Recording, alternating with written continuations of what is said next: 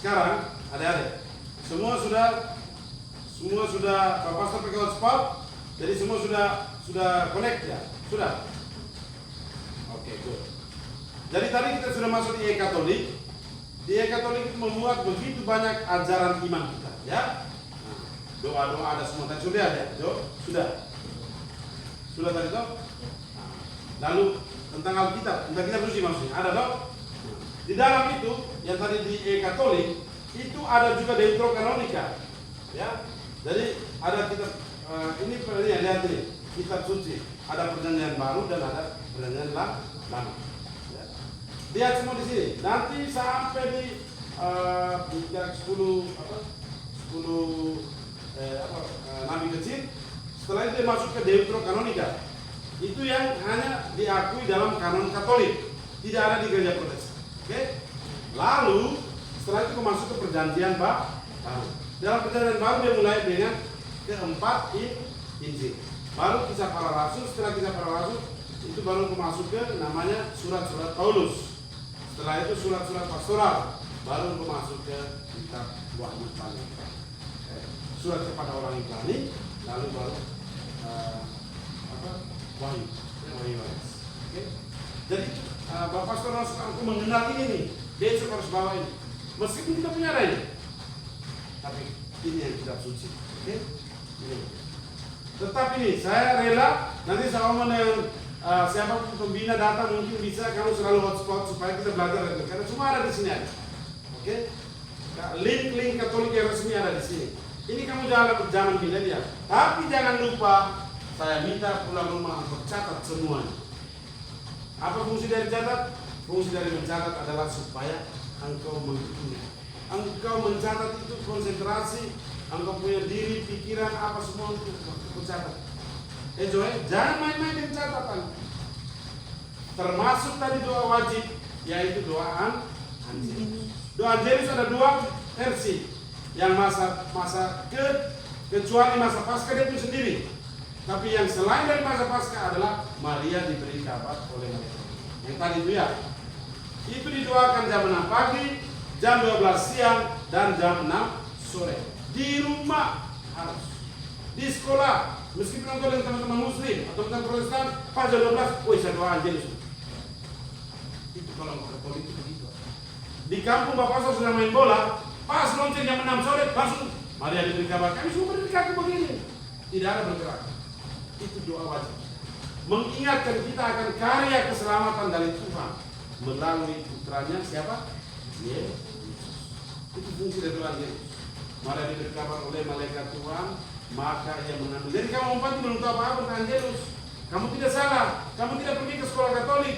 Mungkin di rumah juga bapak mama tidak menghidupinya. Atau kamu pindah dari bapak mama mungkin pindah dari agama asli. Jadi kamu tidak salah.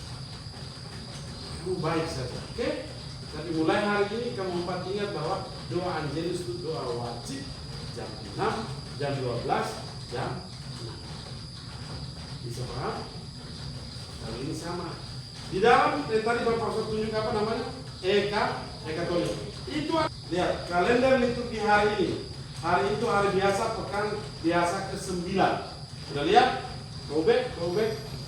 Lihat ini. Jo sudah. Nah itu tuh. Lihat, jangan tuh cepat. Kalender liturgi hari ini. Sudah lihat? Lengkap. Hari biasa, pekan biasa yang keberapa? Kawan Karumawi nggak saya? Kamu di sekolah berarti Karumawi tidak? Tidak. Ancor lele sekolah di sini. Itu nanti satu kali itu angka Romawi artinya itu PF. PF itu artinya peringatan fakultatif. Fakultatif itu artinya dirayakan dan tidak apa-apa. Oke? Itu. S itu Santo Marcelinus dan Petrus Martir. Berarti bisa dirayakan, bisa tidak. Kalau martir berarti menggunakan warna merah. Nanti kita belajar prinsipkan keluarga sebagai apa kemarin? Dapur iman. Dan sampai ada kebiasaan itu dulu. Jangan diam-diam ini. Saya tanya saja kamu 4 kemarin dan bapak mama di belakang. Bapak pastor ajak supaya pulang doa saya kan ya kan?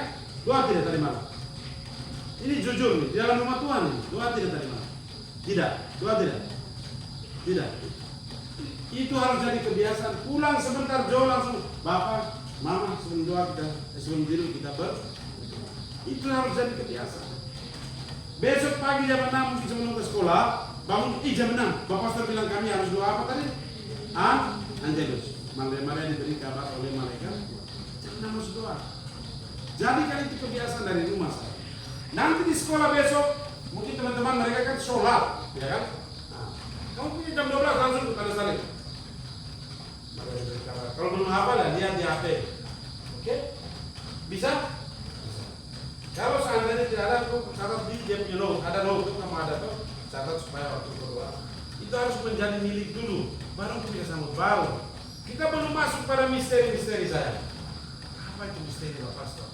Ada yang saya khotbahkan soal tentang misteri, rahasia, sesuatu yang belum terungkap dan dia tidak bisa paham secara 100% dengan akal budi, dengan otak, ya. Tapi dia diterima dengan iman. Misalnya misteri perubahan roti dan anggur menjadi apa? Tubuh dan darah. Itu yang nanti kamu sambut. Itu misteri. Itu tidak bisa buru-buru lalu kamu sambut sudah. Kamu harus mendengar, mengenal, lalu untuk paham dulu. You understand first. Oh, perubahan ini. Perubahan itu bukan pastor pikir udah rubah-rubah. Perubahan bukan hanya perubahan fisik, tapi perubahan yang lebih dari fisik. Nah itu yang misteri. Jadi meskipun setelah konsekrasi waktu kau terima, saya rasa kayak roti biasa kah? Nah, memang engkau merasakan itu karena perubahan bukan soal di fisiknya, dia perubahan yang lebih dari fisik. Dan orang Katolik satu dunia ini 1,4 miliar penduduk Katolik percaya bahwa ketika konsekrasio itu terjadi perubahan roti dan anggur menjadi tubuh dan darah. Tapi bukan fisiknya yang berubah, lebih dari fisik. Yang indera pun tidak bisa melihat itu. Kita tidak bisa melihat dengan indera, tidak bisa melihat dengan mata bahwa ada perubahan, tidak. Maka kita tidak bisa lihat, kita hanya mengimani. Kita mengimani bahwa itu sudah jadi tubuh dan darah Kristus, ya. Itu sudah jadi tubuh dan darah. Jadi kita belum masuk ke sana, saya. Kita masih di bagian-bagian awal, ya. Ingat doa tadi, doa pengharapan, doa iman, doa semua doa ada di situ, toh. Bahkan sebelum makan itu ada doanya. Tapi di atas segalanya kemarin Bapak Pastor sudah ajar kamu tentang doa spontan. Struktur doa Katolik mulai dengan syukur dan pujian, lalu kedua permohonan, setelah itu tutup demi Kristus Tuhan dan pengantara. Itu. Oke. Jadi catat itu penting. Untuk suara di HP tidak. 5 perintah gereja catat ulang. Dia catat. 10 perintah Allah. Dan ketika Bapak Pastor tadi terapkan sengaja menceritakan sesuatu, maksudnya supaya kau tidak hafal tanpa memahami. Ya toh? Kau tidak bisa hafal tanpa memahami. Misalnya saya bilang, wih, dia ini tadi saya cerita, dia ini malas sekali ke gereja, susah sekali dia di gereja, ya. Terus sekali hari Minggu dia datang ke gereja. Kira-kira itu melanggar perintah berapa saya? Ya, lo jangan lihat. Kalau dia malas ke gereja itu dia melanggar perintah berapa? Karena kamu cuma hafal, kamu tidak memahami. Itu yang dibahasakan apa? Kuduskanlah hari Tuhan. Perintah berapa?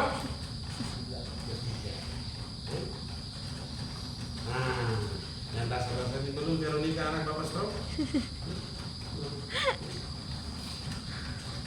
Veronica anak Bapak, anak Ibu Maria.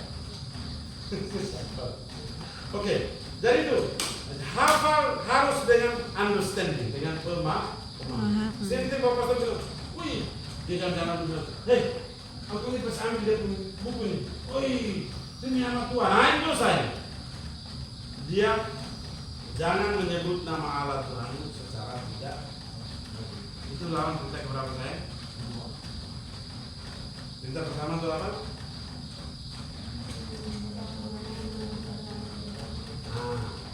Keduanya baru jangan menyebut nama Allah Tuhan tidak dengan hormat. Maka lagi itu dia ini juga, itu nama Tuhan kita semua ini sebut nama Tuhan untuk supaya pakai nama Tuhan untuk mau meyakinkan orang. Jadi itu dosa, ya? Hal-hal begitu, ya. Jadi Bapak Pastor akan pakai cerita saja. Wih, mereka sehabis menikah. Setelah menikah, dia punya suami itu pergi merantau di Papua. Dia pergi merantau di Papua, lalu di sini istrinya tinggal tapi tidak setia. Dia melanggar perintah keberapa saya? Iya. Di sini. Nah, selain itu dia juga melanggar perintah keberapa? Tadi jangan berbuat zina itu yang berapa? 6. Jadi gitu. 6 dan 9 itu betis, beda-beda betis, tapi ada perbedaan. Oke? Anaknya Bapak Strom ini belum ngomong Veronica. Jadi jangan setelah ini lalu main ludo, pulang rumah langsung, Pastor ngomong apa tadi, langsung ikuti. Bapak Strom bahasa itu begitu, tidak lepas materi. Setelah dapat pulang langsung teruskan. Besok pagi bangun ingat lagi jam 6 doa apa tadi? Jam 12 di sekolah buat apa? Jam 6 sore waktu sedang les, Pastor jam 6 kita doa. Lalu mulai ikuti. Oke? Bisa kesel. Jadi jangan buru-buru untuk pulih, tidak begitu. Sebaiknya untuk belajar berkaya. Buru-buru untuk pulih. Jadi pulang dari Bapak Mama, jangan dulu jangan berpikir bahwa tanggal 12 tanggal 21 kami masih butuh waktu untuk belajar terus. Bapak Pastor, Frater, Suster mereka akan diizinkan. Biar kami kenal Katolik lebih baik. Kami sudah punya bekal yang cukup dan bekal itu kami menghayatinya dengan baik. Baru kami terima Tuhan Yesus. Jangan sampai engkau mau diterima tapi engkau tidak tahu apa ini, ya kan? Belum lagi Bapak Pastor ada tentang mengapa berlutut, mengapa untuk tunduk, ya? Mengapa engkau berdiri?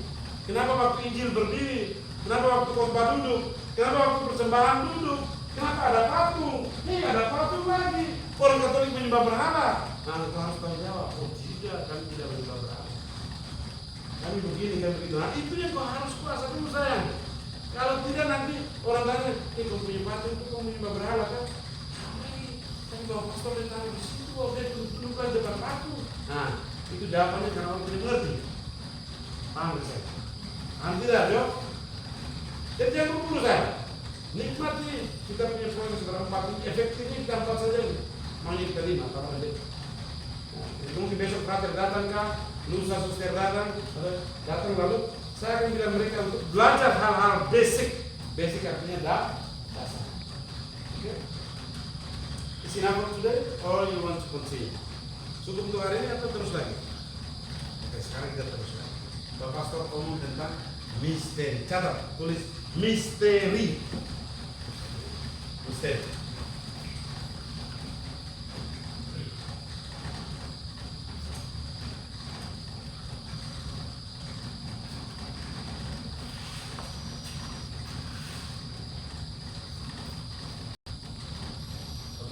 Jadi misteri itu dari kata Yunani misterion. Dari kata bahasa Yunani itu misterion.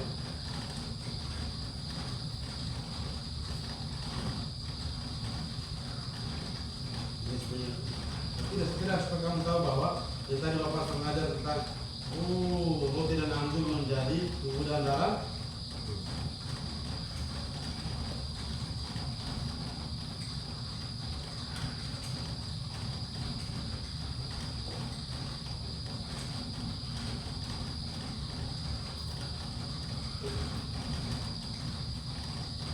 Ini jawabin tak bisa dari ujian dulu itu. Cara nilai cari ke Katolik itu ada.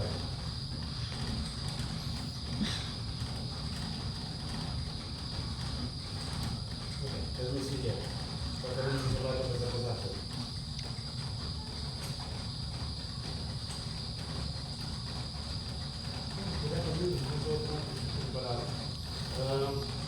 Jadi kita cari tentang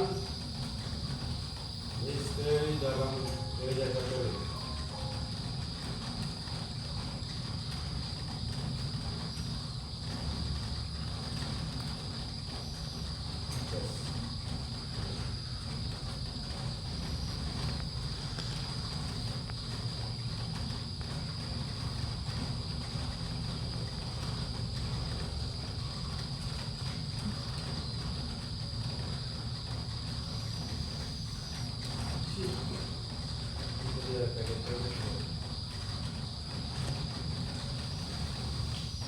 Oke, jadi tadi itu soal misterium. Dia merujuk pada misterium. Misterium itu ini.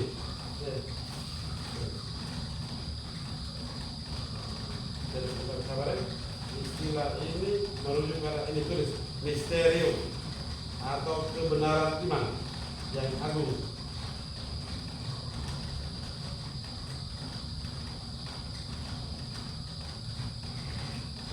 Misterium kebenaran iman yang agung. Lalu dia langsung sambung, yakni rahasia keselamatan. Itu yang tadi bahwa masuk yang rahasia. Dia itu misterius sekali kan? Maksudnya itu aneh-aneh kan rahasia tadi. Yakni rahasia keselamatan ilahi. Ilahi itu artinya Allah ya. Keselamatan ilahi, rahasia keselamatan ilahi. Sudah. Yang melampaui akal manusia, maksudnya akal budi kan? Dia melampaui akal budi, yang melampaui akal manusia.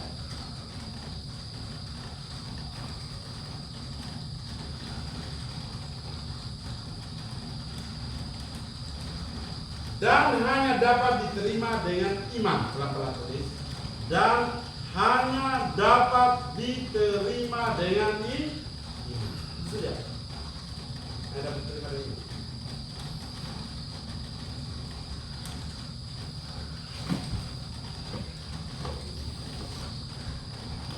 Berarti jadi kalau dalam Kamis Putih itu kita ada perarakan sakramen Maha Kudus ya, lalu dinyanyikan. Ada perarakan sakramen iman yang menolong budi rata mencuri. Karena apa? Jadi engkau punya indera tidak bisa melihat perubahan roh dan angin menjadi budak. Aku lihat hanya bertabiat saja. Imanmu yang membantu engkau untuk menerima bahwa itu sudah menjadi tubuh dan darah Yesus. Oke? Jadi iman yang menolong indera tidak mampu, tidak mencukupi. Oke, sekarang contoh lagi misteri. Tulis contoh-contoh misteri di dalam iman Katolik.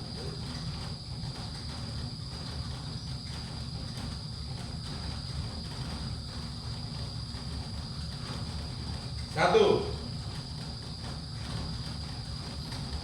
Ya kamu sudah bisa paham tentang misteri itu sudah belum?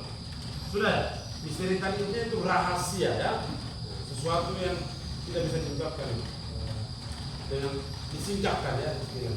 Nah, contoh misalnya itu misteri Tritunggal Maha Kudus yang baru terangkan minggu lalu. Tritunggal Maha Kudus. Lihat ini.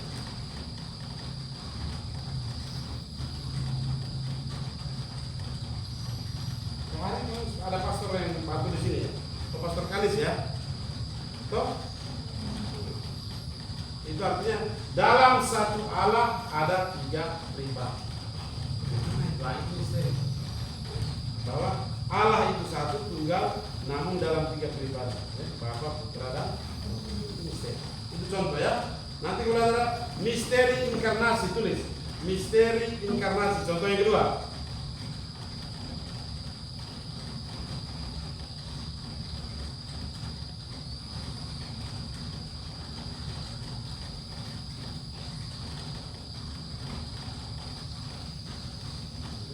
Itu artinya peristiwa di mana Allah menjadi manusia ya. Allah menjadi manusia dalam diri Yesus. Tulis misteri inkarnasi, Allah menjadi manusia dalam diri Yesus. Oke? Inkarnasi. In artinya dalam, karnare, karnus artinya daging. Jadi Allah masuk dalam daging, firman menjadi manusia. Itu yang kita ajar, kita doakan dalam Injil. Itu kan misteri. Oke, yang terpenting salah satu lagi, tulis contoh yang ketiga, misteri dalam sakramen. Misteri dalam sakramen.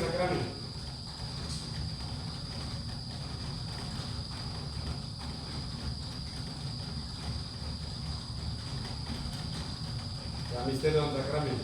Itu misteri. Jadi ada berapa sakramen tadi? Ada 7. Jadi itu semuanya misteri ya. Sakramen pembaptisan itu satu pekerjaan Tuhan. Ketika engkau siram, imam menyiram atau uskup atau siapapun membaptis, engkau disiram dengan air, engkau menjadi anggota tubuh Kristus, anggota gereja.